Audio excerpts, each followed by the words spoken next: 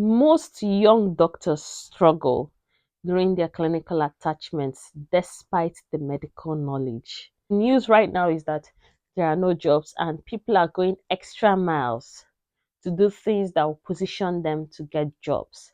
And one of those things they are doing right now is getting clinical attachments in hospitals.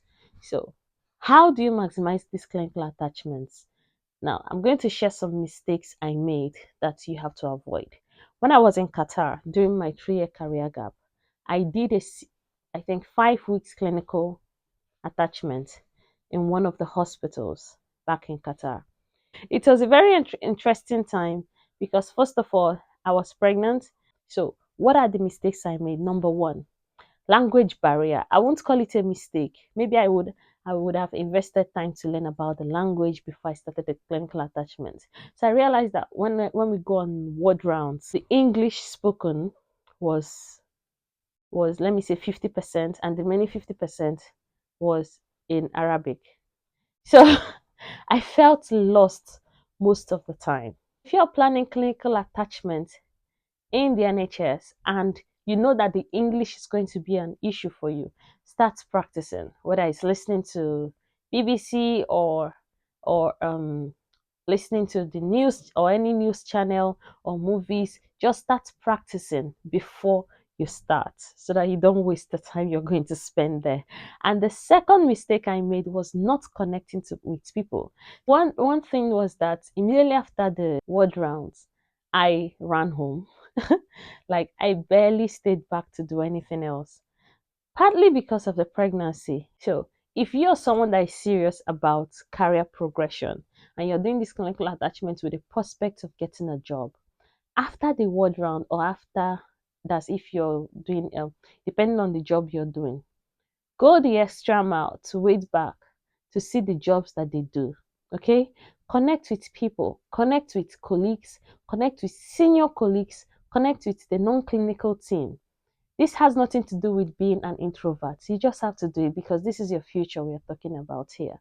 And then the third mistake I made was not utilizing my supervisor. So I was assigned a supervisor, but I barely had time to speak with him.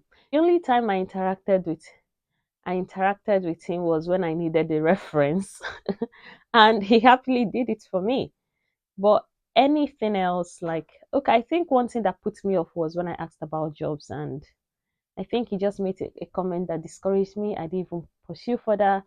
It's not just the job. There are other things you can benefit from him because he has been in the practice. He has been in the journey for a long time, and this is something you aspire to be. It can just be a simple career advice. Okay, what can I do? Okay, how can I prepare for this exam? Okay, how can I position myself to become better for employment? Okay, it must not be okay, can you give me a job or do you have connections? There are other things you can learn from these people that have gone ahead of you. So maximize your supervisor during this time. And then the fourth mistake I made was not being proactive and resourceful. So I was just like an additional part of the team that was so insignificant. I barely contributed to stuff. Okay, you can say the language barrier was an issue. But another thing that happened was remember I told you that I was pregnant then, so I always wanted to go home because I was tired. I got easily tired. Sometimes during the ward round, I was feeling sick, like I needed to go and vomit. So it wasn't really a pleasant experience for me, but you don't have to make the same mistake. Even though you're called an attachee, I don't know what a clinical attachment person is called. Remember that you're a doctor. You have at least some basic knowledge. If nobody asks you questions, be the one to ask. If nobody is doing something, take up that initiative. Okay, can I help you? Can I assist you? Oh, what are you going to do next? Can I come with you? Can I come along? You learn something. So I think the best thing you're going to do for yourself during your clinical attachment is have a goal. Have a personal development goal that this is what I want to achieve by the end of these 6 weeks, 4 weeks, no matter how long it is, so that you don't waste your time. Every learning experience should be maximized. And I'll recap again. Number one, close the language barrier gap before you start. Number two, connect with people. Number three, be resourceful and proactive. And number four, maximize your supervisor.